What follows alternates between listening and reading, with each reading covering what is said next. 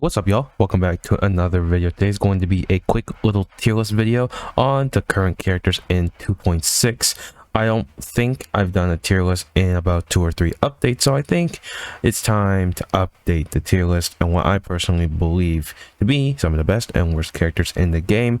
If you guys do enjoy this video, please make sure to like, share, and subscribe. I'm trying to spread my content to a much broader and wider audience, so if y'all can help me out, that'll be much appreciated. But without further ado, let's get right into the video. Alright, so first we got the Travelers. So I think Geo Traveler is probably the best of the 3 Travelers, Geo, Animo, and Electro. I'm going to say for Aether it's going to be Geo, and Animo and Electro are probably about on the same tier. So I believe that Animo Traveler is about C tier, and Geo Traveler, to be honest, is actually not that terrible. Has pretty good constellations, decent damage, and I think Geo Traveler could actually be either low B tier or maybe high C tier. I'm going to leave Geo Traveler here. I've definitely tried Geo Traveler a lot more, and I do think Geo Traveler is not actually a bad unit at all. I think the Geo constructs with the with his E and Q are a little bit annoying, but I think overall Geo Traveler is pretty good. Albedo, I've seen so much of Albedo recently. Albedo's in almost every single team I've used. Albedo is really high investment, but Albedo's really good. Albedo is a really powerful sub DPS character. If we're looking at this from a base standard of most players, I would say Albedo is probably still B tier, maybe low A tier. But to be honest, if you have Albedo's weapon, which was free, if you have just like a 1-to-2 ratio, at least 60 crit, 120 crit damage, some solid talent levels, and potentially if you have Goro or Zhongli for Geo Resonance, honestly, Albedo could easily be A tier. But for now, I'm going to leave him at high B tier. Amber, D tier. Nothing really to say about her. She's not that good of a unit, unfortunately. I actually really do like Amber as a character, but it's unfortunate that she just isn't that good of a character. One of the worst in the game for sure. Ayaka is easily probably triple S tier. Definitely top 3 strongest DPS in the game. I think actually, no, thinking about it, Ayaka is definitely triple S tier. I think Ayaka could actually debatably be moved down to S tier. I'll see where the tier list goes from here, but I think Ayaka is like a really good character as a first 5-star character for any account. Super powerful, low investment because one of her strongest weapons is free, the Animo Kakeuchi. Just slapping a bunch of crit damage on her, you know. And just, if you want to, you can pair her with like a Hydro character or a Crowd character for, you know, freezing and stuff like that. You know, Ayaka just does so much burst damage, just so much burst damage. In some cases, actually, since we're on Ayaka, we might as well talk about Ganyu next. In some cases, Ganyu can be better than Ayaka, because Ganyu doesn't really need supports or a team really to be really good, right? Ganyu can just hit really hard even without supports. So you could make that argument. Actually, now thinking about it, I think this is the best move. I think Ganyu is still a little, because the Gaiaka and Ganyu are so close. For me, I think they both sit at S tier easily. Yeah, Barbara, Barbara with the clamp set now is actually pretty solid. She can still actually hit hard, but I think Barbara will always just be C tier, maybe even D tier, you know. Yeah, nothing really else to say. She has good healing, but yeah, nothing really to say about her. I think Beidou is such a sad case, because as some of you may or may not know, if Beidou just worked with Raiden, I think she would easily be an A tier or an S tier support. But since she doesn't, she's kind of just stuck in the same situation as she was. She needs a battery to be played with. She takes pretty high investment, you know. I think she just sits right at B tier. She could easily be an A tier support, maybe even S tier. She had so much potential. but it's unfortunate. Betos is a B tier. Bennett, triple S tier. I think if you haven't heard already how powerful Bennett really is, Bennett is definitely the best character in the game, probably. Insane healing, insane attack buff, even himself can do insane damage with his burst, but it's Bennett, Chang'an. I think Chang'an gets so much hate for no reason and is so underrated as a character. I think Chang'an is actually a pretty good unit. I think Chang'an is underpowered. Like he is power cred by a lot of characters. Yeah, don't get me wrong. He is not as strong as other crowd characters, but Chang'an doesn't get as much love as he should be getting. I think Chang'an is actually a pretty good unit.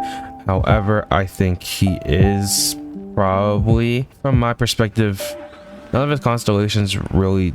I would say his best constellation is definitely C2, but none of his other constellations really do anything for him too beneficial.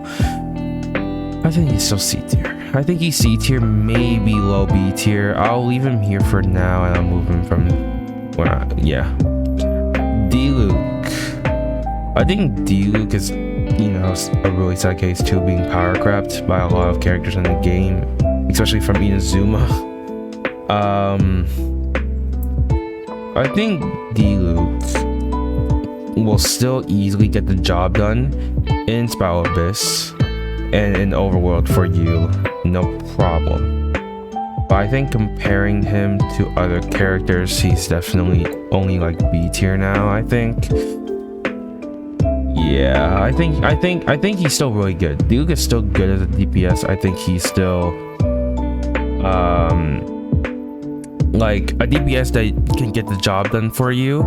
I just think he how to put this, he isn't the best option anymore. Back then, if this was like 1.0, D-Luke would be S tier, because D-Luke was one of the strongest characters back then, and for early game, D-Luke is really good. D-Luke is really powerful. But I think late game, and when you realize there are a lot of other characters in the game, D-Luke is just doesn't hold up to his weight as much as he used to. Diona is a really, really good character. She's really self-sufficient, I guess you can say. She has a shield, she has really good healing, she's a really good battery too for cryo.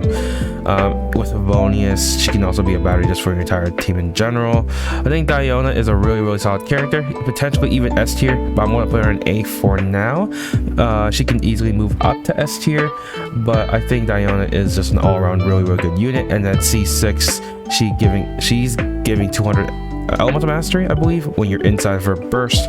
So if you have a power DPS like Hu Tao or D-Luke, that's going to be some pretty good melt damage. I think Diona's other constellations don't really actually matter too much, which is kind of unfortunate. I think most of her constellations are pretty weak. I think, don't quote me on that. I actually just don't remember most of her constellations off the top of my head, but I would say the really big, the spotlight of her constellations are definitely C6, which is kind of unfortunate, but Diona's definitely just A tier. Fischl is easy A tier. C0 really, really good. At C6 she just becomes insane. Fischl is a very, very good unit. Remember there was this talk that Fischl is not as good as she used to be, right? Because Fischl back then was like a S tier DPS character, but Fischl is still insane. Fischl still does so much damage with Oz, and at C6 it's just ridiculous. It's just so much damage. I think Fischl is definitely A tier. I could even make the argument that high A tier, but I'll leave her there for now. Hu Tao. I would say Hu Tao is still A tier, and here's the reason why, is that Hu Tao does need pretty high investment to be really good, and a lot of her damage is locked behind Constellation 1. because if you guys didn't know, her Constellation 1 is when you use your E and you start charge attacking, you won't consume stamina. That's what her C1 does. That is where a lot of Hu Tao's damage comes from. And without that C1, you will notice like a very big difference in that Hu Tao cannot, you know, her DPS definitely falls a lot without C1. And I think that is the reason why I want to put her in A tier. With C1, she could easily be S tier. She hits really, really hard, really good damage. And she's another character who doesn't need Bennett, right? Because her damage is when, like, most of her damage is when she's low on HP. I believe it's below 50% or 30%. So Bennett kind of overrides that and doesn't synergize with her. So you can have Bennett on one team and Hu Tao on another team with Xingqiu, and you can, you know, just pop off and do a lot of vaporize damage.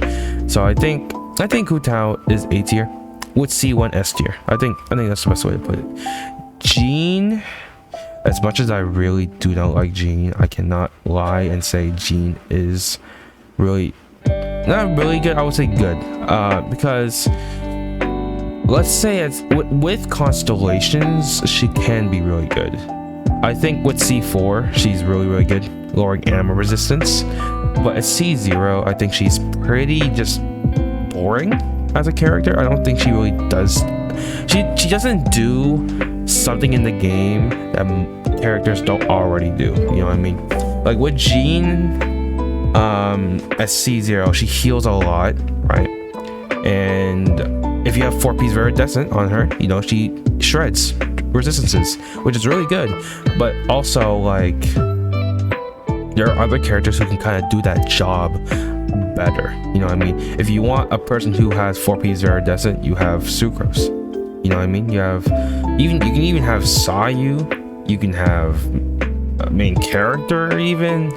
There are a lot of characters who can kind of do the job of having a 4-piece Viridescent and kind of doing it better. You know what I mean? And with healing, if you have Bennett, you can just use Bennett. If you have Diona, you can just use Diona. So it's kind of just like for a 5-star, you know what I mean? For a 5-star C0, I think she is pretty good, not insane. I think she does also hit pretty hard at, even without constellations. I think she sits right here. I think she sits right there.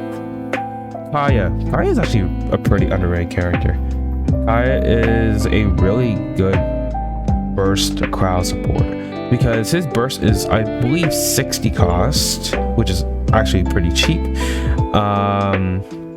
With crowd characters, you can put on Diona with him, so you can just always constantly have his burst up. And with Kaya having his burst up, if you have, like, let's say you're putting him in a crowd team, for example, if you have Ganyu or Ayaka with a Hydra character like Xingqiu or Kokomi, and then Kaya for that extra cryo, that team is actually gonna like really work. Because cryo doesn't have a lot of efficient cryo application characters, you know what I mean? Other than Ganyu burst, I would say Kaya is definitely second. So as a burst support Kaya, I would put Kaya like maybe here. Maybe here. I think Kaya is actually a pretty solid unit to build, and it's really slept on. Keqing. I love Keqing to death. Don't get me wrong. If you guys actually haven't seen my new Keqing video, go ahead. But as much as I love Keqing and not putting bias on her, she is one of the weakest 5-stars in the game. She doesn't actually do a lot of damage. She does need pretty high investment to be really good. I think overall most Keqings are not going to be insane like mine, because my Keqing has so much investment, you know what I mean? Really high value artifacts. I have, you know, Mist Splitter Reforged. Not everyone's going to have that. So for the normal Keqing characters, or not Keqing characters, for the most of the Keqing players, everyone's going to have a Lion's Roar, which is still pretty good on her, but most people are going to have Lion's Roar with pretty decent artifacts. No one's going to have like not everyone's going to have really insane artifacts. So I think she does sit like right here. if I'm being 100% honest, for most Kachings. But I'm gonna put my bias back in. I love Kaching very much, and it kind of hurts. Klee. I feel like Klee early game is really good. She hits really hard, and she has just really high just base multipliers. But late game, she kind of falls off a little bit. She also is pretty clunky and slow to play with. And I feel for most players, people were gonna be pretty upset for playing with Klee. They'd be like, I don't really like how she plays. I think Klee for the majority is going to sit right here. I think she is really good though. Like I think she kind of for damage can be higher than Diluc, but for playstyle and most players, maybe here. Lisa. So Lisa to me could be played in different roles, right? I like that you can put Lisa at like level 60 out of 70 to get that last passive because it lowers defenses when you use her burst. And I actually don't know what her constellations do, so I can't even say that. But other than that, I would really rarely see Lisa get played. I think Lisa, other than like for the defense shredding, is a pretty decent, pretty mediocre character. I think she does sit at D tier. Yeah.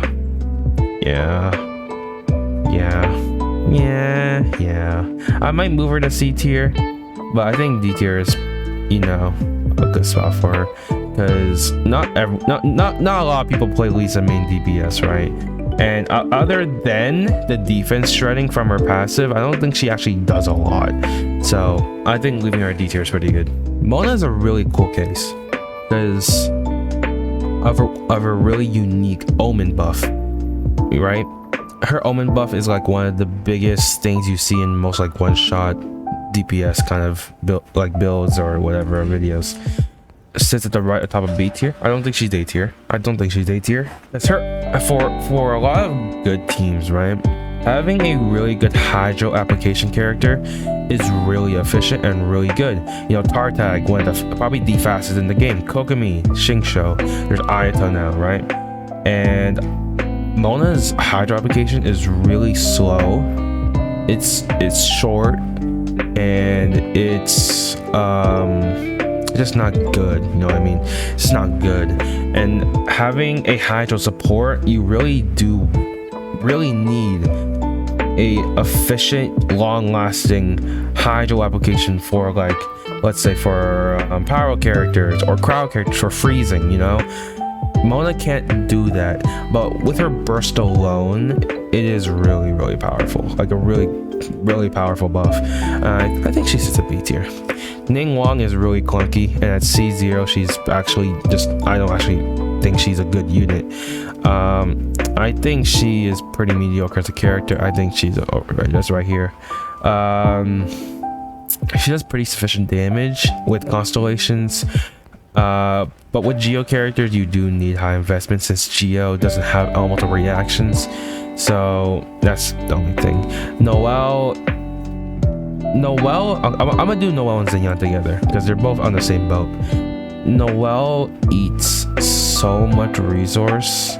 She needs so much investment. She needs so much because by herself, she cannot get energy. She can't get energy by herself, and she just eats so much resource to where I just don't recommend anybody to build Noelle. Where I just think she's D tier. Xinyan's the same thing. Xinyan could also eat just as much resource as Noelle. She takes so much investment, so much to be really good. And if you want a physical character or a physical DPS character, I just much rather you use Razor or Eula, in my opinion, instead, because I think they're just both better and low investment characters to be really good. I think she does sit right here. Chi-Chi, this is a cool one. I think Chi-Chi is better than what she used to be, right? With the clam set now. Chi-Chi is the fastest healer in the game. I actually think, to be honest, she could even maybe... Chi-Chi actually is a pretty decent unit now because of the clam set, right? And with just insane fast amount of healing, Chi-Chi is actually not a terrible unit anymore. I don't think she ever actually was, if I'm being 100% honest. You know, there's a lot, you know, hate on Chi-Chi, right? Like, you know, I actually don't even think Chi-Chi's that bad of a character. I don't. And she's also really cute, so bonus points. Razor. I think Razor is a really good starting DPS character. I think late game he is definitely outshined by almost almost every other DPS character in the game because they're just better options and stronger options and more efficient options.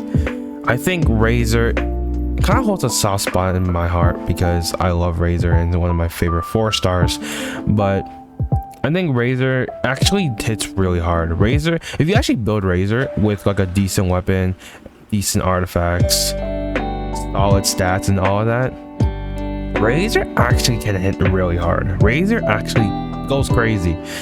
But overall, I think this is a good spot for Razor. Yeah. Sucrose. I think Sucrose is a very low investment character, right?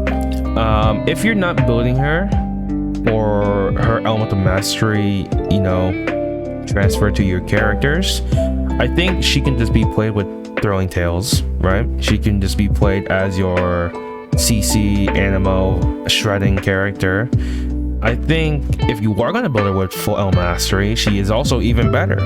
I think Sucrose is a really good unit. I think she can sit at A tier, maybe high B tier, but I think overall, I think she can be put at A tier. Tartag. I think Tartag is also a pretty good unit. Needs a little bit of high investment, but Tartag being probably the fastest hydro application character in the game. As a sub DPS or main DPS, he can be really good. Does actually a lot of damage with Tase comps, freeze comps, or vaporize. I think Tartag is an A tier character. I'm going to put him at A tier. At C0 he's really good, and he doesn't even need constellations really in my opinion. And yeah, Venti, easy S tier. No matter what you say about Inazuma, kind of removing, not removing, but kind of this Venti just doesn't work against like samurais, you know, ruin guards and stuff like that. But for a lot of the enemies in the game, the fact that you can just press one button and it just removes all your difficulty in that fight is broken. It's just broken. All right, and Venti is the lowest investment character in the game because all you need is just you can just put on a 4-star or 5-star artifact set of 4-piece Viridescent. All right, you can put on like a Favonius bow on him, level 1. All right, all you need to do is get him to like level 70 or 80. You don't even need to level up his talents, because Venti is just an alt bot. All he does is just shred animal like resistances and stuff like that. He is a battery, and that's basically it. He puts everything in one spot for your other DPS characters to hit hard. That is what Venti does. Venti takes a lot of the difficulty from most of the enemies in the game out. So Venti is an easy S tier, no matter really what region we are in, unless there are nothing but fat enemies like giant ruin guards. Venti at that point will be rendered down to useless. But as of right now, Venti is still destroying so much of the Spellbiz content and this overworld content with one press of a button. So yes, Venti is so S tier. Zhengling I would say is, I think she's A tier, not S tier, because without Constellation 4, she is actually just nowhere near as good as she is. Right? She needs a lot of energy, and good thing is she does actually, her best installed weapon is the catch, and the catch is free to fish for, right? It's a free weapon. But needing a lot of energy, needing constellations is kind of why I'm putting her in A tier and not S tier. She at C4 and maybe C6 she is really good, but for people who don't have it, she's not as good. Zhao. I just want to say, Zhao without the new artifacts, and now that we have one, I want to talk about that. But with the new artifact set, Zhao is S tier. Zhao is S tier, and even without it, Zhao is S tier. And here's why I'm gonna say this. There's just common thing, right? I think these two are kind of in the same talk, right?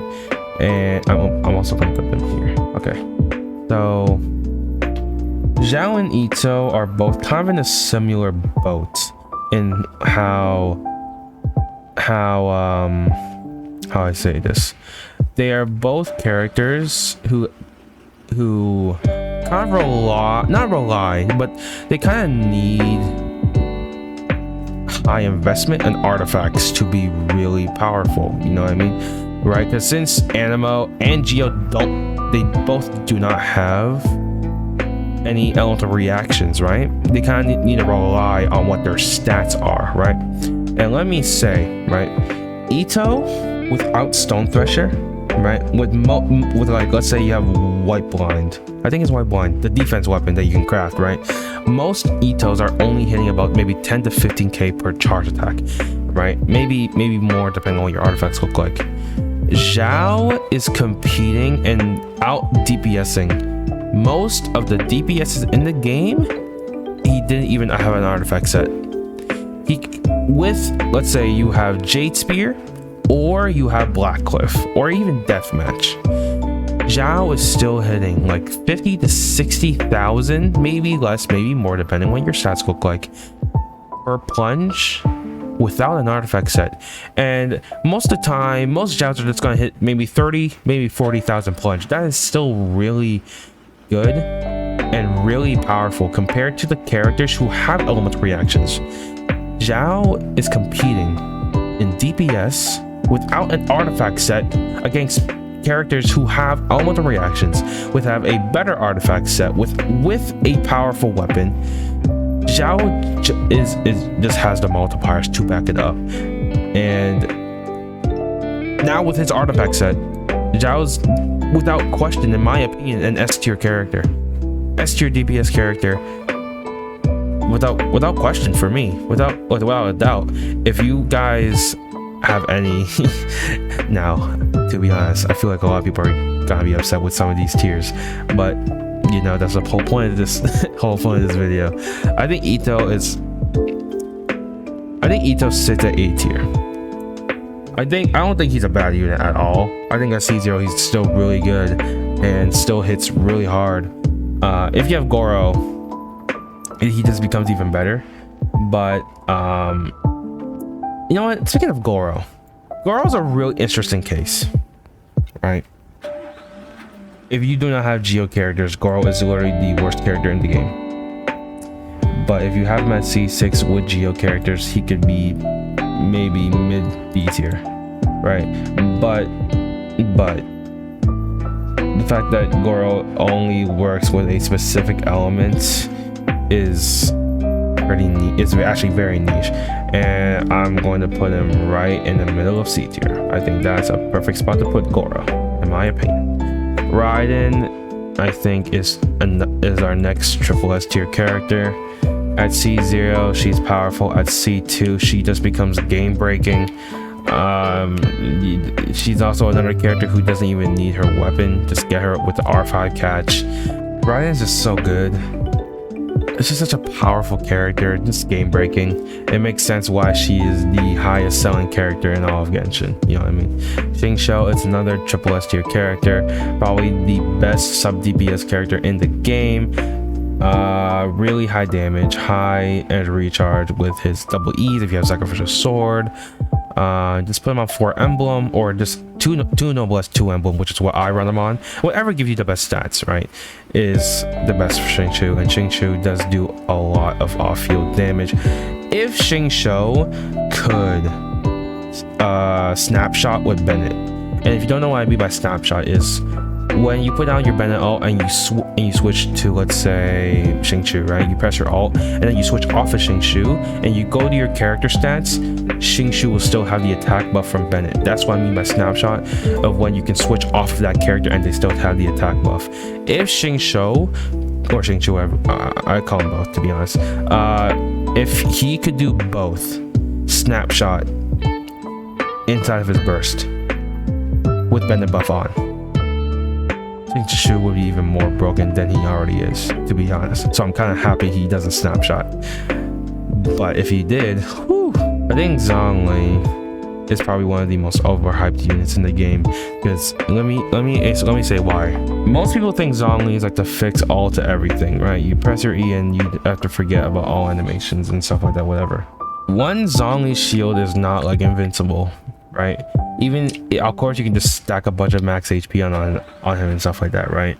But for most people, for me personally, I like running Zhongli with Favonius with some crits and a little bit and some HP, right?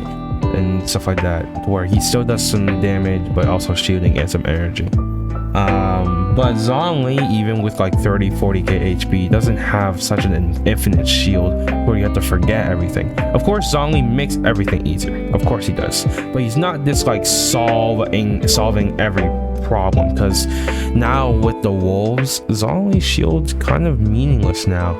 And with Dendro, if Dendro's like burning effect, right, as we've seen in the game already with burning, if burning can go through shields, which I don't really actually know if it does or it doesn't, but if it does, then obviously that also will not really work out.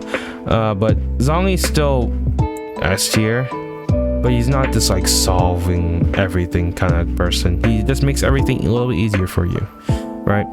Rosaria giving crits is really powerful as a support character. Giving 15% crit is really good. Being used as a cryo support with like double cryo resonance, with hydro and stuff like that, is really good. But and I think overall she's a solid unit, nothing really else to say. She gives herself, I think, 15 or 10% crit rate, and then when you use her burst, she gives you 15% of her crit rate. Really good support. Eula at C0, in my opinion, is a little bit underwhelming. I think Eula at C6 is really good. Like, it feels amazing. But at C0, I think she sits maybe here. Because I think Eula still hits pretty hard at C0. She does do actually a lot of damage. It also hurts when you hit that burst and it doesn't hit anything. It is painful. But yeah, I think she's A tier. Since physical doesn't really have this doesn't really have any elemental reactions other than superconduct. I mean, superconduct is actually a pretty powerful elemental reaction. Lowering 40% physical resistance is pretty powerful, but I think she's an A tier. Yanfei is kind of in the same boat as Klee. Basically everything I said about Klee is applied to Yanfei, but Yanfei feels a little bit better, so I guess Yanfei can be just higher, Alright, here is the most controversial thing I'm going to say in this video, probably. I think Kazuha is the best character in the game, next to Bennett. Both Bennett and Kazuha are like top one. Kazuha can be played as a main DPS, sub DPS, as a support, without constellations and with constellations. All of his constellations are really powerful, and even without them, he's still insane, right? giving elemental damage bonuses from just pressing a button. It doesn't have any cooldowns, by the way, because your hold E with Kazuha is 9 seconds, and your buff with the elemental buff from Kazuha lasts 8 seconds. It's a 1 second downtime, so you're basically always having that buff on. Even if you have your burst, it just doesn't go away. You're like permanently having a buff on from Kazuha the entire fight. With 4P's Viridescent, lowers resistances. He has insane CC, insane damage. Kazuha is just like in my opinion, the best character in the game, and it kind of sucks that most people skipped him because Kazuha is one of the lowest selling banners in all of Genshin. Fun fact. And to all y'all watching this video who skipped Kazuha, because I didn't skip Kazuha. I definitely went for him no matter what because I found him cool and I love his design and I love his story. I love his background and all that. Remember now y'all crying about not having Kazuha, and I actually do really find it funny because I'm one of the few who believed in my boy Kazuha when not a lot of people did. Him barely outselling Keqing is actually hilarious, and how badly he was slept on. One of the most regretted units to not be pulled on. Yeah. So next unit is Yoimiya. I think Yoimiya is actually a really good unit. Like at C0 she's actually pretty solid. At C6 she's actually insane. I've used a C6 Yoimiya before. It feels really good. It does feel really good. But at C0 I think she sits right here, to be honest. In my opinion, I think she's pretty good. I think she's really solid. She's pretty free-to-play friendly. Just putting R5 Rust or R1 Rust, whatever you have, you know, with 4P Shiminawa's decent stats and all that. Yoimiya hits pretty hard. She's also another character who doesn't really need Shingshu because Yoimiya's damage is kind of like very fast, right? So Shingshu is actually not fast enough for Yoimiya to vaporize. So instead, most people I see just run Yoimiya just by herself with like Bennett and Kazuha, just raw power damage, or just with Fischl for overload and stuff like that. Sayu is probably on the same tier as Barbara, to be honest. With 4P's Viridescent, she's probably higher, but overall she's just not that good. Having the rolling in combat is not great. Her burst healing is actually really good, but she doesn't need a lot of energy recharge though, so which is kind of a problem. Sarah is literally a character who needs constellations to be usable. I think her attack buff is like decent. If you have Bennett, there's literally no reason to run this character. C6 with electro character, she's really good, but I think she just sits right here, to be honest. Kokomi is probably the character I slept on the most. All right, I was like, Kokomi looks really cool, she's really pretty, but I don't think I need another healer. But then I realized it's like Kokomi has such fast hydro application, and now with the clam set she does a lot of damage, and she actually doesn't even need her weapon to be really good. She can just use throwing tails. Kokomi, in my opinion, being one of the lowest investment characters in the game. You just stack HP, recharge, some attack, and elemental mastery on her, and then just doing all of that damage, healing, and all of that. At C0, if I'm being 100% honest, I think Kokomi is an easy high A tier. I think she's high A tier, and when Kokomi rerun comes back out, I am going to pull for Kokomi because I really like Kokomi like already, but now like knowing that she actually does all of this with the climb set, and now like really trying Kokomi out, I actually really do think Kokomi is A tier and really good, because when you press that jellyfish, you are never going to die. Alloy's the worst character in the game. Next character. Anyways, nah, but they did Alloy so dirty, man. Alloy's I just wish Alloy worked, but she's just so bad. She's so bad. Having like her cooldowns are crazy long. Most of her like damage is really weak. It's like I'd rather you run Diona main DPS than Alloy, in my opinion. Like Toma, I love Toma so much, the character, but they did him so dirty. Toma's shield is really solid, but he needs like a lot of energy recharge. With Constellations, he does actually get a lot better, but I think for like C0, I think he sits at C tier. Shenhe only working with crowd characters becomes really niche, so it's kind of hard to rank. Like characters like Shenhe and Goro are really hard to rank because they only work with one element. So I guess I'll just leave her with the same tier as Goro, because I can't really make a statement on Shenhe since I don't have her, but also Shenhe only really works with crowd characters, right? So it's hard. Yunjin is pretty solid. Yunjin with Constellations actually becomes like really good, but I think she sits right around here because she's pretty niche in the fact that she only works with normal attack characters, and that she needs 4 different elements on the team to like get her max buff. So I think she sits right there in B tier. Yae Miko, in my opinion, is just a higher damage or higher investment official. At C0, Yae is actually really good, which because I have Yae Miko. And I think if you have Raiden, Yae Miko is like the perfect fit for Raiden as a support. I think Yae sits right below Fischl, because Fischl is low investment and doesn't really need a lot of stats to be really good. I would say Yae does need a good, a decent weapon like Witsith, really good stats to hit like 10k on E, maybe 12k more.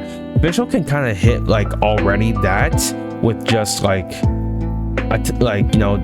without even an artifact set to really go with her. Actually, both characters don't have their own artifact set, so I can't even say that. They both actually use the same artifact set. That's crazy now thinking about it. They're both actually very, very, very similar. So I guess they're about on the same tier, to be honest, in my opinion. Yae does need, if you're going to use her burst, she does need a battery. So you can actually run both Yae and Fischl together. Now thinking about that, that would be a fix. But yeah, I would say overall, that's where I put Yae Miko. Ayato.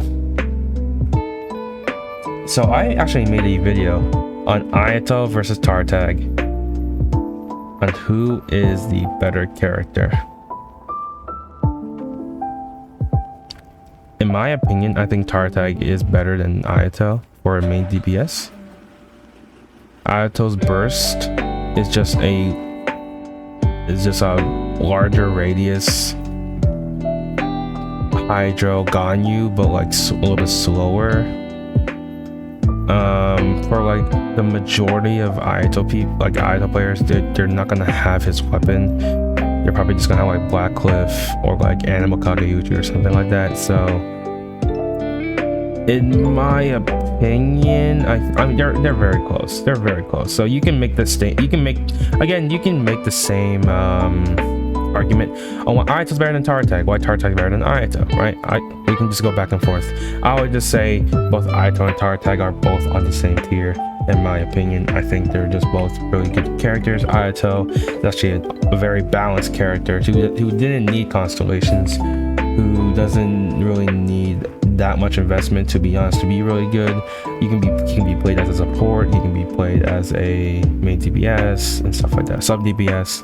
He can be played in almost every different role, very similar to very similar to Tartag in a way. He can be played as a support, not support, but as a sub DPS and main DPS. So I would say Ayato does have the edge with like cooldowns, since Tartag does have high cooldowns, but again, they're both like very similar. They both have flaws, they both have very high pros and stuff like that. So yeah, and Yelan and Shinobi and Kuki Shinobu are both characters who are not in the game yet, so I'm not going to say, because we do not look at leaks out here. So for now, I'm just gonna make my I'm going to make my just rough guess. I think Yelan is going to be pretty good. I don't think she's going to be like a terrible unit. I think she's going to probably be like a B tier character. Cookie Shinobu, I actually have no idea what she does, so I'm just gonna put her like, I'm just gonna say they're both gonna be B tier minimum characters. That's my guess. I think they're both gonna be B tier minimum, maybe even higher or lower depending on how they play, but that is going to be my guess. That's just my guess. But let me know, do y'all agree with this tier list? Is there any characters in this current tier list that you would put higher, lower? Let me know in the comment section below. But overall, I think this is probably going to be my tier list for best, worst, and overall just characters. But let me know, do you guys agree with this tier list? Do you guys disagree with this tier list? Let me know in the comment section below. But that's going to wrap up everything for today's video. If you guys did enjoy this video, please make sure to like, share, and subscribe. It helps the channel grow, and I personally want to reach my content to a much broader audience, and growing the channel to, you know, a bigger audience would be insane. So if y'all can help me out with that, that would be much appreciated. But I'm signing off, and I'll catch y'all next time.